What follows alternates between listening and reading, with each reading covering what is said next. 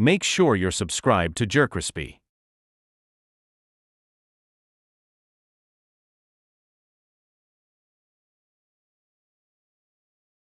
What's up, y'all? It shows the most, does the most.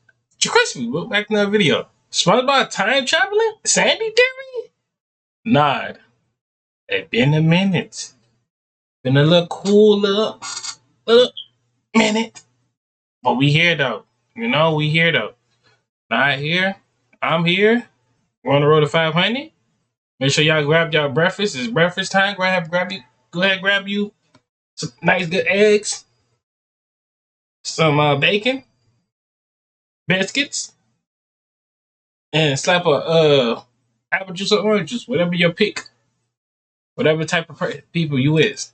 Time traveler who has been going through the entire SpongeBob timeline, fixing the little problems of our square friend, and making a few mistakes along her way. Despite what it seems, this squirrel is simply not just here to study the sea life, but instead make sure their reality stays together. And oh boy, is he making it difficult. Sandy from SpongeBob is for sure one of my favorite characters from the show, probably because she has some of the best episodes, but it did make me question why there are so few episodes with Sandy in the show. For example, Season 3, Season 10, Season 11, 14, 15, they all have very little Sandy. Like in Season 15, Sandy is in 2 episodes. Only 2! This, of course, is a very saddening fate for my favorite character of SpongeBob, but it did make me question what exactly is she doing during this time. Well, after some very deep theorizing and finding a very interesting image, I think it actually made— Yeah, low-key, I think Sandy's down here looking for information about these living creatures that got hit by the nuclear war,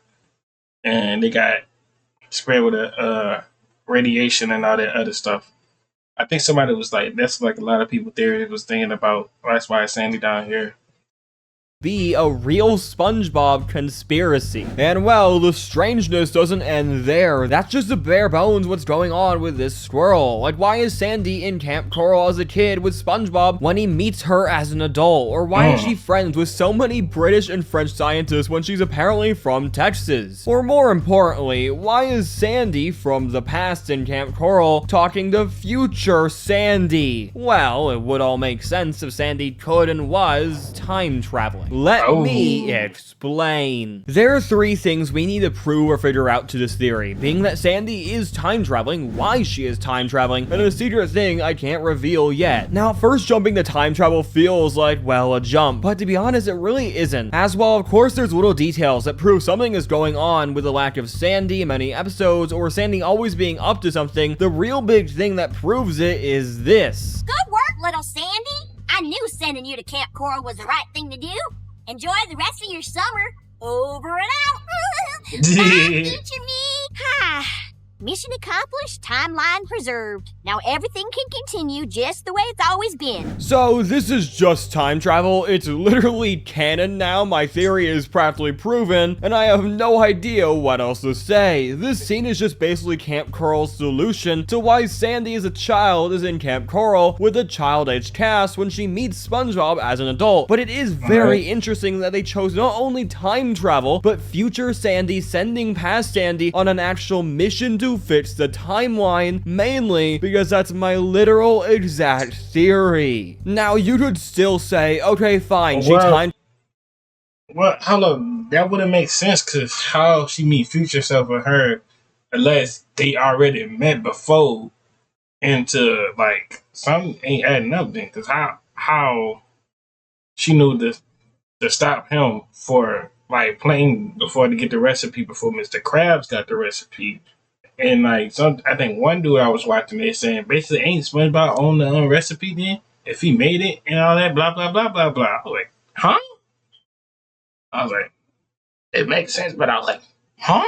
Like, travel once, meaning she could time travel, but the proof she is still doing so is non-existent. And well, you would be right. So far, this still isn't enough proof to say Sandy is time traveling actively and apparently fixing the timeline, as I've said, until you look at this. This is artwork posted on the official SpongeBob Twitter account, basically acting as one of the possible solutions for why Patrick's parents are different in the Patrick Show. Most importantly, the header for this image being, "Continued tampering with space-time by an unknown force has caused tears in the fabric of reality." Now, there are a few things we can take away from this artwork. For one, we know Sandy isn't the one who made it if it existed in canon, because it very much is centered on Sandy. The conspiracy board also is a queer map of Bikini Bottom with X's on different locations, except for the very important Conch Street. This is important because Conch Street is the same street that Patrick, SpongeBob, Squidward, and apparently down the road, Sandy's tree dome is. And the more important thing is, out of all these houses, Sandy's tree dome has an actual sketch about the street with a giant arrow and circle. This is literal proof that Sandy is the focus of this conspiracy board. So by now I think you definitely are at least mostly believing that Sandy is doing something to— Yeah, she had to be something. 'Cause there was times in like shows and movies that she was just acting, like she knew what to do already before the thing. Now, how she do the love?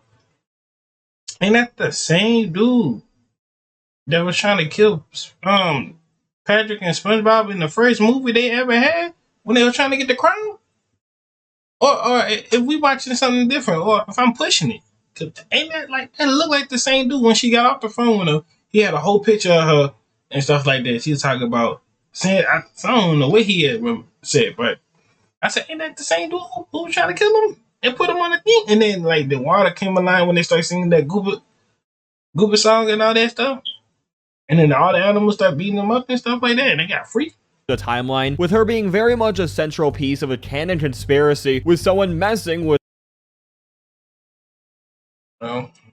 the literal timeline. But like, if you're not, I guess I can keep going. For example, Sandy's in the background as an adult in this selfie with Kid SpongeBob, or the sketch of medieval Sandy from the episode Dungeons and Dragons, literally saying she only existed in history books past the date of 2006. All these things just point to Sandy time traveling. But why? Why is Sandy going back in time, pretending to be a medieval warrior, or gorilla, or messing with SpongeBob and Patrick at Camp Coral? Well, I think it all comes down to one single thing we're missing. What do all these things on this conspiracy board, or anytime we see time traveling, or just something weird, or does Sandy's entire character have in common? They all involve SpongeBob, but more importantly, Sandy fixing his problems. Whether with Sandy in the actual show making a crazy invention and saving the day, or in this theory, her going back in time and pretending to be a medieval warrior, it always ends with Sandy fixing problems SpongeBob started. Now this is the real theory. Sandy is going back in time, not only just fixing SpongeBob's little mistakes, but making sure the timeline stays intact, whether it's making sure Plankton doesn't get the formula in the past, or SpongeBob and Patrick get back to the future, because well, SpongeBob and Patrick do have a tendency to accidentally time travel, messing around with very important things, so I'm sure she is responsible for fixing those episodes. Okay, yeah, I understand. They're gonna do right here, bro.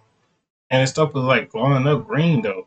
Like, Or when SpongeBob rips the universe apart into a string, or angers a dolphin deity, or accidentally kills a man, or whatever horrible mistake SpongeBob made that actually had horrible consequences, I think she is probably responsible for fixing it. This explains a big problem with the show, being that while episodic, it still follows some kind of timeline, mainly with the amount of references in current episodes, which basically now cementing certain things in the past. But if there is a timeline, how do moments like SpongeBob infinitely time traveling into an alternate reality with Mermaid Man and Barnacle Boy ever get fixed, unless Sandy fixes everything, resetting basically into a simple status quo. Now this theory doesn't end here though, because I still have one little question, being in this conspiracy board that is basically the whole reason this theory exists is, well, canon, who in the show possibly made it? Like, this conspiracy is so in-depth, and to be fair, whoever made it did literally figure it out. They learned it was basically Sandy messing with the fabric of reality, or personally my idea is SpongeBob is messing with it and she is fixing it, but in the end they both do time travel, so they mess it up together. Now, who made this conspiracy board? I have a few ideas. One of my ideas was it could be Plankton. He's pretty smart himself, and later season he and Sandy are even frenemies, so maybe he figured out after one of his—